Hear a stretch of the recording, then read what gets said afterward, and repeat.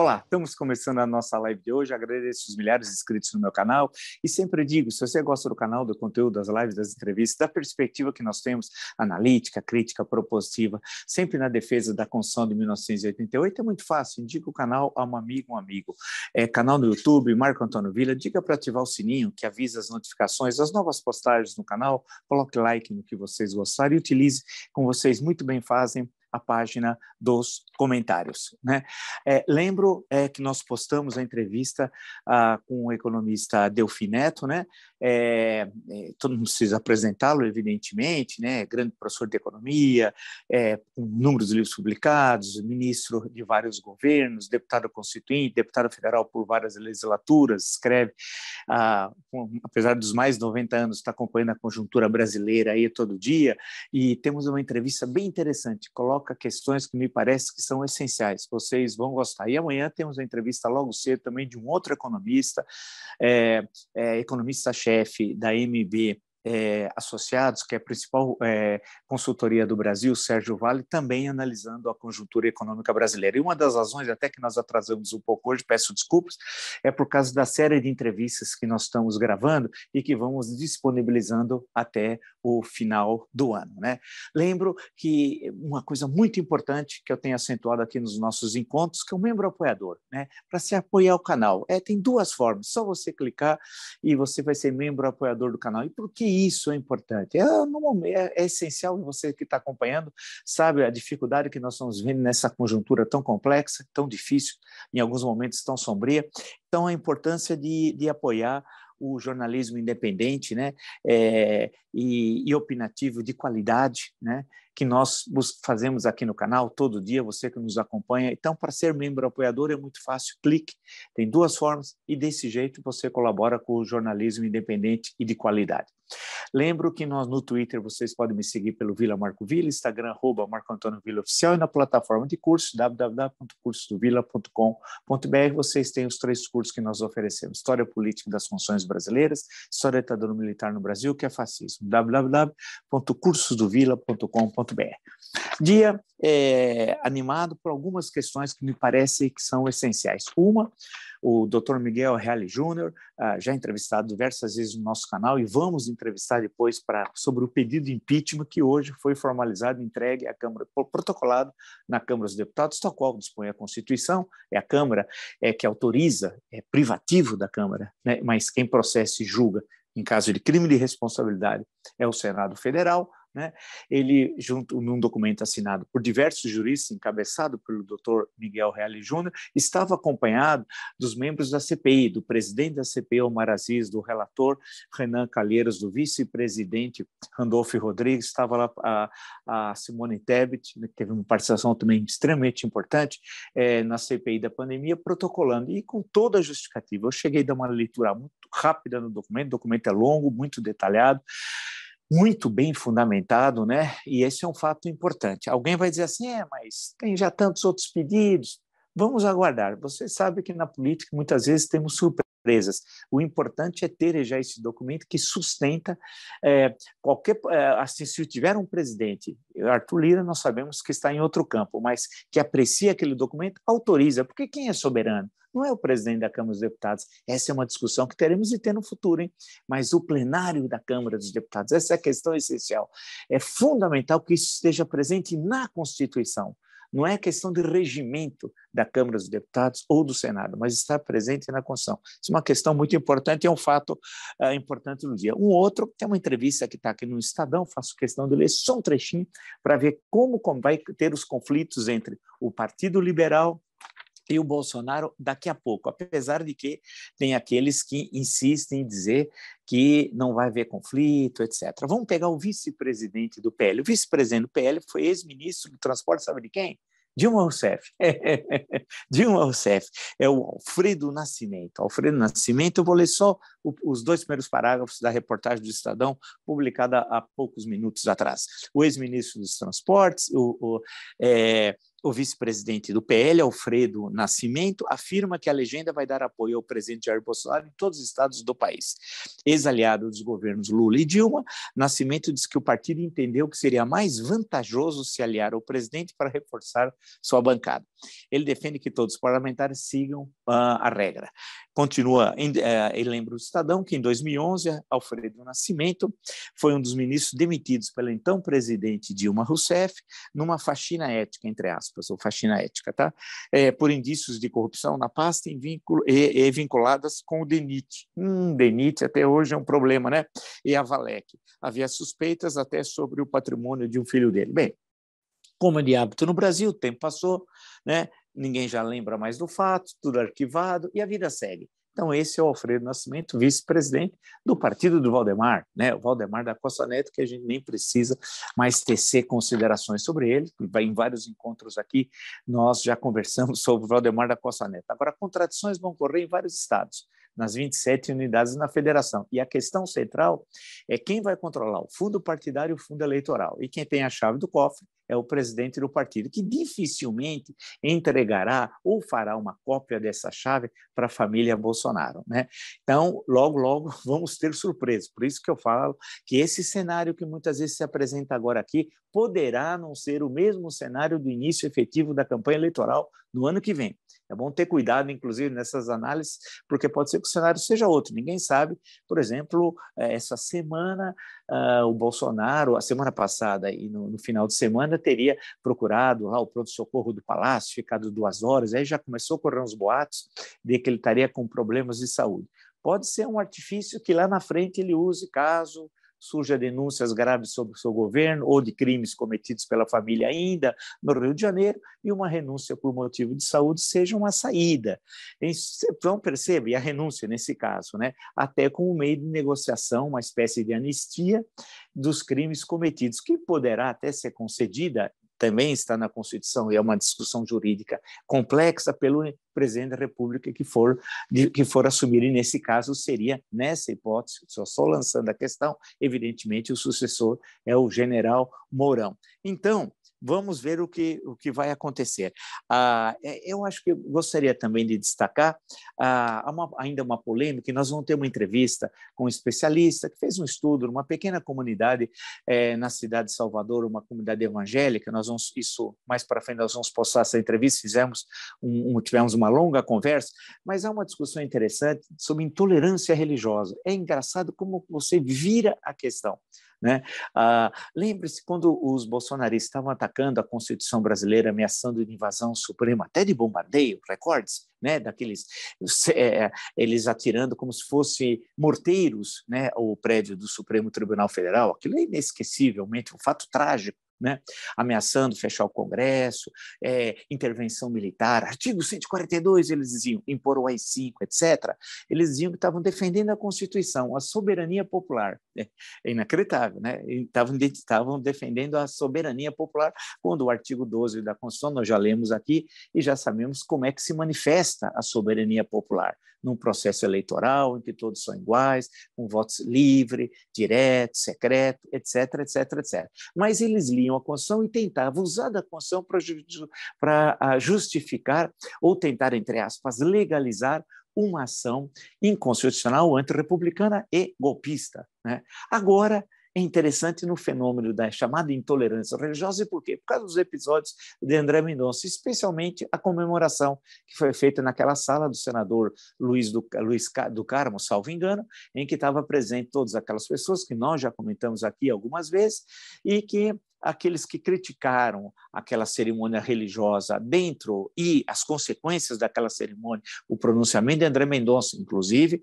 na quinta-feira, ele estará no Rio de Janeiro, na igreja do Malafaia, para agradecer a designação dele ao Senado. E olha quem? A Malafaia, que o Malafaia foi o seu principal cabo eleitoral. Registre-se.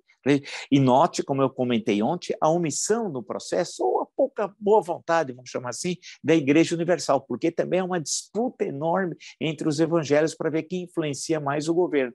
E lembre-se aquilo que o senador Flávio Bolsonaro disse numa reunião da CPI, das poucas que ele compareceu, 3 ou 4, não mais, e ficando pouco tempo, que alguém queria convocar o pastor Malafaia como testemunho, que era uma bobagem, vale lembrar, isso é um absurdo, lá no caso da CPI, mas alguém queria propor naquela tensão no momento da sessão, e o Flávio Bolsonaro gritou, não, tem de convocar sim, tem de convocar, porque ele vai mostrar quem ele é, e ele é a pessoa que fala todo dia com meu pai, todo dia com meu pai. Então, para mostrar quem tem poder. E a designação, claro que a designação veio da mulher do Bolsonaro, né? Mas teve a chancela do pastor Malafaia. Isso explica que o André Mendonça, note, ele não vai numa reunião no Rio de Janeiro com os evangélicos, não.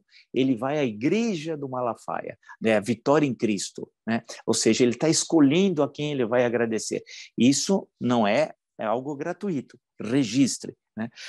Então, nesse caso, não há intolerância religiosa. O que nós estamos falando é a defesa, é a questão do Estado laico, que não privilegia e nem persegue nenhuma religião. E o espaço estatal não pode se ter manifestações religiosas, porque nada pode obstaculizar, por exemplo, que uma religião de matriz africana ocupe o espaço e faça sua cerimônia. Por que não? Assim como católico, budista, e etc, etc, etc, etc, etc. Né? Então, a questão que se coloca é que toda aquela encenação que foi feita durante meses, né, e culminou no dia que, por 47 votos, o Senado aprovou a designação de André Mendonça para o Supremo, aquilo não pode ocorrer no que nós chamamos, e está consagrado desde a primeira Constituição Republicana, de Estado laico. Não há, sendo assim, qualquer manifestação de intolerância religiosa, de perseguição, zero, absolutamente zero. Ao contrário, o que está sendo apontado é a captura do Estado por um segmento religioso para usar da estrutura estatal em benefício de uma denominação religiosa. Registrado? Ponto. Vamos em frente, então. Também vale destacar a questão econômica, né? Hoje o Citibank já fala em crescimento positivo do ano que vem de 0,2, quer dizer, era um crescimento mais alto positivo, foi do mínimo e chegou a 0,2. Lembre-se, assista uma entrevista com o professor Delfim Neto, da avaliação que ele faz da economia brasileira, e do Sérgio Vale, economista-chefe da MB Associados também. Há uma enorme preocupação com o que vai ocorrer o ano que vem. E isso tem a ver com o desequilíbrio fiscal, com as medidas irresponsáveis econômicas que Bolsonaro tomou. Agora, veja, a disparada da taxa de juros, a maior nos últimos 20 anos. Assim, recorde, mais um recorde do governo Bolsonaro. Tivemos também a disparada da inflação mês passado, que foi a maior dos últimos 19 anos. Então, são dados econômicos que são apresentados que mostram que teremos um 2022 extremamente difícil no país. Isso vai ter um reflexo direto sobre o quê? Sobre o processo eleitoral e, evidentemente, sobre a candidatura do Bolsonaro à reeleição.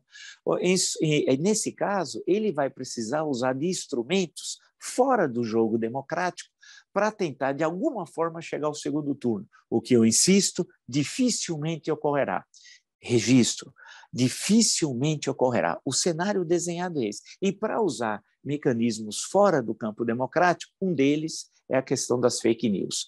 E isso significa um desenvolvimento de uma tecnologia de desinformação feita fora do país, com grandes especialistas e a um alto custo.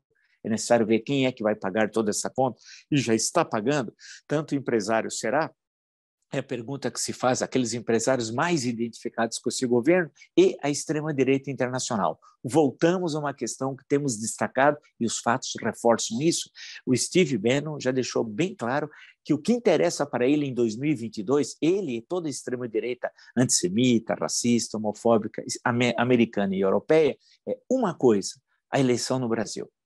Ou então eles vão mobilizar de tudo, dinheiro, recursos, mecanismos de desinformação, e vai ser muito difícil, apesar de todos os esforços que o ministro Alexandre de Moraes, que vai presidir as eleições como presidente do TSE, deverá fazer e vai fazer, já anunciou, você controlar um processo desse, que vai ser um processo internacional extremamente complexo e com especialistas contratados a peso de ouro para desinformação. E para conturbar o processo eleitoral, imacular a escolha democrática no dia 2 de outubro, que é o primeiro turno de 2022, aí para as assembleias estaduais, para a Câmara dos Deputados, para 1/3 do Senado e para os governos estaduais, as 27 unidades da federação e a presidência da República. E aquela história, se não se resolve no primeiro turno, no último domingo do mês, portanto, no dia 30, né, teremos o segundo turno. E imagina a situação que vai ser criada por toda essa extrema-direita mundial e aqui internamente. O receio, e esse canal tem manifestado, de, nesse processo eleitoral, ter até, porque o Bolsonaro está jogando a sua liberdade, quando ele fala em liberdade, e falou agora essa semana sobre a vacina, e o ministro da Saúde, Hipócrita, repetiu o que o Bolsonaro disse, que é melhor em relação à questão da vacina, né?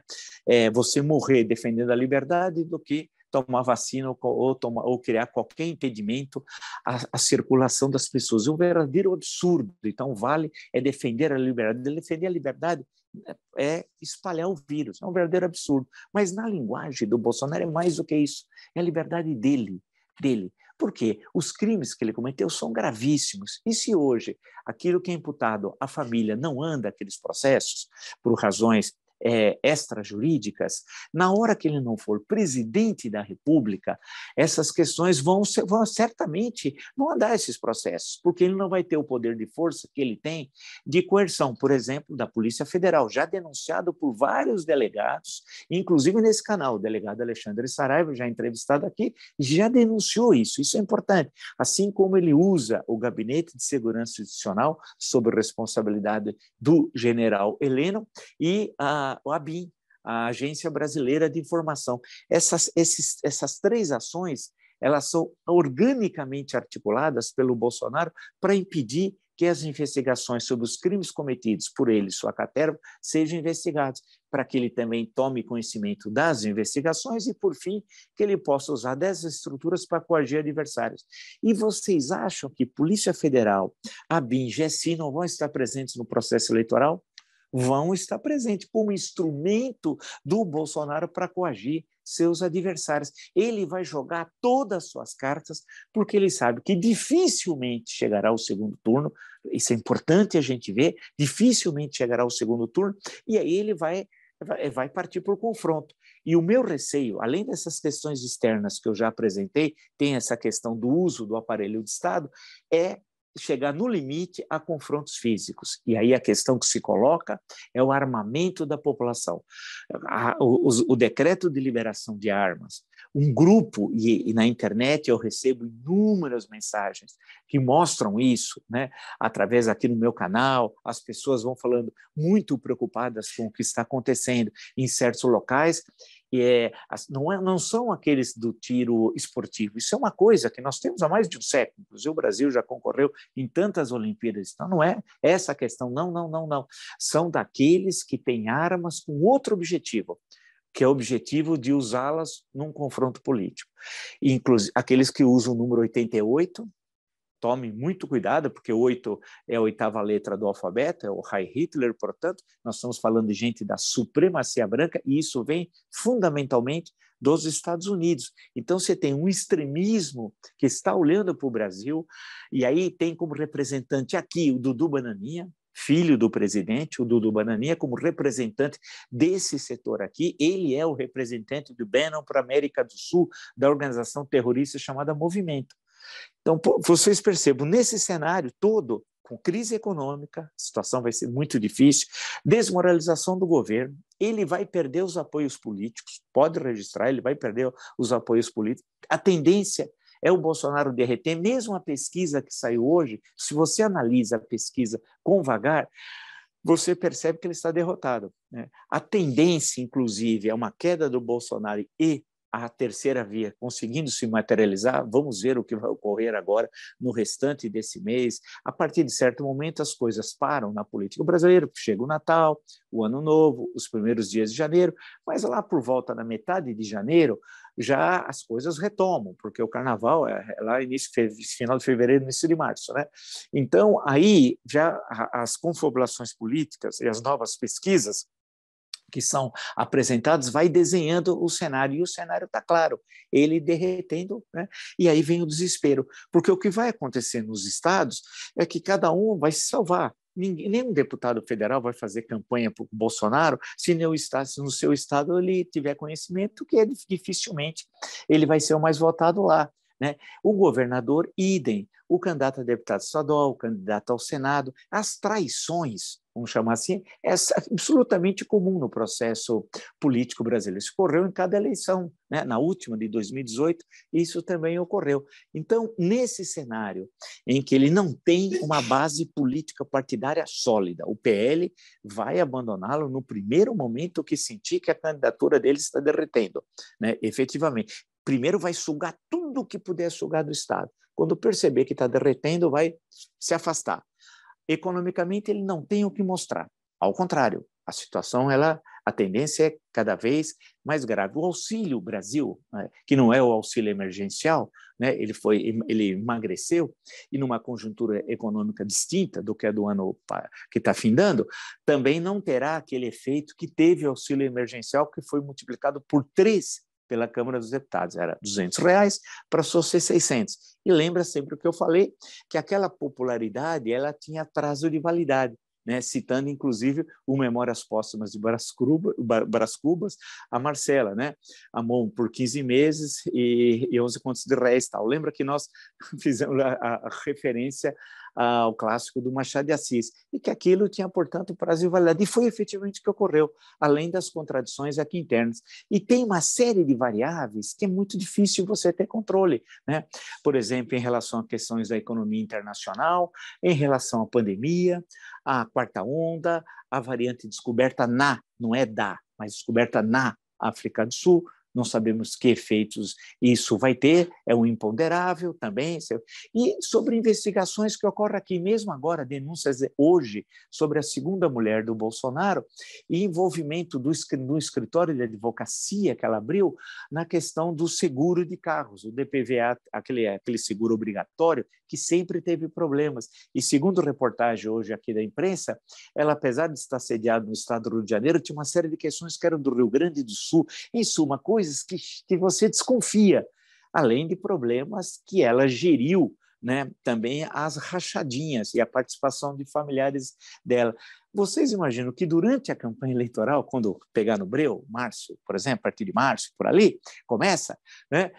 Isso daí vai inundar dessas denúncias. E aí, muita coisa vai andar, porque quem está no aparelho do Estado, hoje, coagido, contra a parede, que não pode investigar, pessoas sérias, né, na parte da Polícia Federal, tanto da Polícia Civil, de outras instâncias do Estado que querem investigar, mas não podem, porque estão sendo pressionados pelo Bolsonaro, pelo esquema do Bolsonaro, durante a campanha eleitoral vão se sentir mais livres, porque a perspectiva é a derrota do Bolsonaro. Aí vai começar essas investigações a andar. E isso vai ter um efeito avassalador, porque todo mundo sabe dos crimes cometidos pelo Bolsonaro. Assim, nesse cenário em que você não tem nada que você consiga prestar, ele quer se agarrar aos evangélicos. E aí é uma questão importante, né, que eu tenho destacado nesses nossos encontros e entrevistas que vão estar disponibilizadas no canal. É a tábua de salvação. Mas também os evangélicos não é um todo homogêneo, é um equívoco também. De um lado, você tem os protestantes históricos, presbiterianos, batistas, metodistas, porque é uma coisa, inclusive em termos de organização, de manifestação da fé, tem uma particular, e outras são os pentecostais, com as suas inúmeras diferenças também. E, né, alguns, inclusive, nem consideram pentecostais os adventistas, tem brigas, a Igreja Adventista dos Últimos Dias, estou me referindo, né? Então, há outras coisas. Então, ali você tem tudo aquilo que você conhece na TV e no rádio, né? Igreja Universal, Igreja da Graça, Igreja Mundial, o Vitória em Cristo, a Assembleia de Deus, Ministério Belém, Ministério Madureira, etc., etc., etc., que concorrem entre si pelo mercado religioso, que é o mercado. É um mercado, e um mercado próspero, e um mercado que, mesmo em momentos de dificuldades econômicas, circula muito dinheiro e sem identificação de dinheiro. Portanto, você constrói impérios econômicos que se transferem em impérios na área das comunicações e que se transferem no poder político. A Igreja Universal tem um partido que é dela, da Igreja Universal. Tanto que o bispo, o presidente dos republicanos, é da Universal. Ele formalmente, entre aspas, estaria licenciado na Universal. Então, há uma enorme disputa entre eles. E também há uma leitura da conjuntura que eles fazem, o que pode beneficiá-los no próximo período presidencial.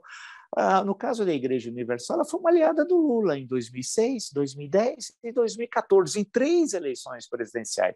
E uma aliada que cobrou o preço de ser aliada, entre outras coisas, colocando Crivella como ministro da Dilma. Lembre-se, mas não só, teve participação no aparelho de Estado. Já em 2018, às vésperas do momento da eleição, é que resolve dar apoio ao Bolsonaro quando percebeu que o Haddad não ia decolar como ele se imaginava e o Lula tinha sido preso, como é de conhecimento, lá no dia 7 de abril daquele ano. Né? E agora, nada é absurdo de no processo eleitoral eles recuarem um pouco e começarem a se aproximar do Lula para fazer um acordo, caso o Lula vença as eleições, evidentemente, e dar algum apoio parlamentar e mais à frente estabelecer outra vez uma nova aliança, que não é aquela nova aliança bíblica, aí uma nova aliança política. Então, esse todo não é homogêneo, ele é rachado. Então, o que pode ocorrer, e a tendência, acho eu, nesse cenário que eu estou desenhando, ele ficar com uma fração dos evangélicos, uma outra fração dessas lideranças, entendam. Aí elas podem, cada um, ter seu próprio destino político, apoiar a chamada, entre aspas, hoje de terceira via, ou apoiar de forma discreta o Lula. Lembrando também que o eleitorado tem o seu espaço de independência. O eleitorado não é para falar, olha, vote no Paulo ou na Maria, ele vai votar necessariamente 100% do eleitorado evangélico no Paulo e na Maria. E mais ainda no momento de crise econômica, que no momento de prosperidade, as questões materiais elas não estão tão presentes. Né? Mas no momento de dificuldade econômica, teremos, é provável, ou crescimento zero, ou positivo 0,1, 0,2, ou negativo até 0,5, num cenário desse, fica difícil você votar automaticamente segundo a determinação, que viola a Constituição, vale destacar, né, do pastor. Então, ele, apesar de se agarrar e começar a falar como se fosse um todo homogêneo os evangélicos, não é assim no processo eleitoral, especialmente nesse de 2022, que será muito diferente do processo eleitoral de 2018.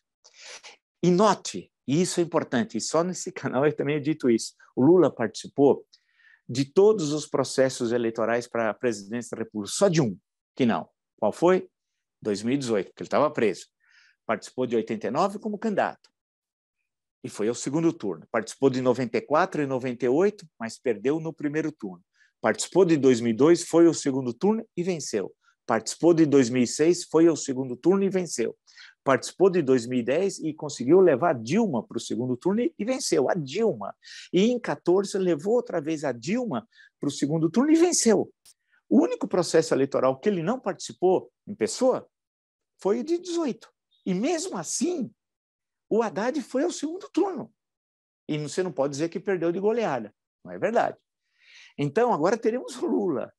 E nesse cenário, aqueles que estão preocupados com poder e com dinheiro, nesse campo religioso, vão certamente fazer uma avaliação muito serena. Não pensa que vai ser uma relação, vai ser uma análise e vão reagir emocionalmente. Não, vão reagir com o bolso. Não tem nada de fé, isso é zero. É a questão de poder e dinheiro. O que pode ser bom para mim daqui a 4 anos. Lembrando que no Brasil, com a reeleição, um presidente, quando se elege, ele já está pensando na reeleição. O Bolsonaro disse que era contra a reeleição, vocês lembram? O que nós estamos assistindo? O oposto. Só que o governo dele foi um desastre. Né? Basta ver a pandemia, que eu nem citei aqui, a tragédia da pandemia. Então, nesse cenário, o que se coloca é que ele está derrotado no processo da reeleição. A pergunta que eu sempre faço e aponto algumas indicações é o que ele vai fazer no interior do processo eleitoral, sabendo que já está derrotado. Que mundos e fundos ele vai fazer? Que ameaças ele vai realizar? Veja a denúncia que está do Intercept, que estava apresentada no UOL, hoje, à tarde, de que uma operação, um exercício militar em 2020, se eu não estiver enganado, do Exército, combatendo uma guerrilha chamada marxista, eles criam aqueles jogos de guerra. Tudo bem, isso é normal, isso faz parte dos exercícios militares. todo lugar do mundo, né? Só que eles construíram o inimigo, que você pode chamar o inimigo de verde, vermelho, azul, branco, não, tinha nome. Era uma organização terrorista, marxista, como aparece, tudo, e vai... Ou seja, você faz um exercício desse tipo, com esse formato, que é absolutamente desnecessário. Você podia fazer o mesmo exercício de outra forma. É uma clara provocação e um aviso de que o Exército estaria, portanto, a serviço, e ele vai voltar a usar a carta do Exército. Note que saiu do discurso dele, desde o dia 7 de setembro. Né? Chegou o ápice no dia 7, Brasília, e o ápice mesmo, São Paulo, Avenida Paulista. Ele vai sacar essa carta para conturbar o processo eleitoral. Aguarde. Infelizmente, isso é uma forte tendência. Então, vocês estão percebendo, a análise é nesse sentido de a gente ir um pouco à frente do que ficar só nas fofoquinhas, nas notas, naquilo, e tentar ver o conjunto, a visão de totalidade. É isso. Se você gostou dessa e de tantas outras lives do meu canal e está entre os milhares de inscritos, indique o canal a uma amiga. Uma amiga é muito fácil, canal no YouTube, Marco Antônio Villa, diga para ativar as notificações, que é aquele sininho, sabe? Coloca like no que vocês gostarem e utilize, como vocês muito bem fazem, a página dos comentários, né? Lembro também que nós postamos a entrevista com o professor Delfim Neto e estamos postando a entrevista com o economista-chefe da MB Consultoria, que é a principal, associados, que é a principal consultoria do Brasil, Sérgio Vale. Buscando análise econômica, e estamos com uma série de entrevistas já feitas que nós vamos postando paulatinamente, buscando sempre uma reflexão mais elaborada da conjuntura brasileira, né? Lembro que nós queremos um membro associado, é o apoio, é aquele apoio, é que está, o membro que apoia o canal. Isso é muito importante, esse apoio de vocês. Tem duas formas, basta vocês clicarem ali, apoiar o jornalismo independente e o jornalismo de qualidade. E insisto que isso é muito importante nesse momento e mais ainda, claro, em 2022, ser um membro apoiador do canal. Lembro também que no Twitter vocês podem me seguir pelo Vila Marco Villa, no Instagram pela @Marco Antônio Villa oficial e na plataforma de cursos www.cursodovilla.com.br. Lá tem os 3 cursos que oferecemos. Lembro também, quase no fim, não é ainda o fim, o penúltimo aviso, que temos o lançamento dia 13 de dezembro, segunda-feira, a partir das 5 da tarde, das 17 horas, a partir das 17 horas, na Livraria da Vila, do Shopping Higienópolis, aqui em São Paulo. Tem acesso pela Praça Marechal Deodoro, pelo metrô, que é próximo, ali tem a Avenida Angélica, para quem circula de ônibus na região, 80 metros da Avenida Angélica, um amplo estacionamento para quem for com carro, é muito fácil de chegar. O lançamento do meu livro, Um País chamado Brasil. Espero todos vocês lá. E por fim, mas não menos importante, para quem quiser ver uma coisa muito bonita, com muitas informações originais sobre gastronomia, moda, olhares, arranjos, etc., entre no Instagram da minha mulher, né? @Letícia de Castro Villa Oficial, que vocês vão gostar, tem coisas bem bacanas, bem legais. Nos encontramos amanhã. Até!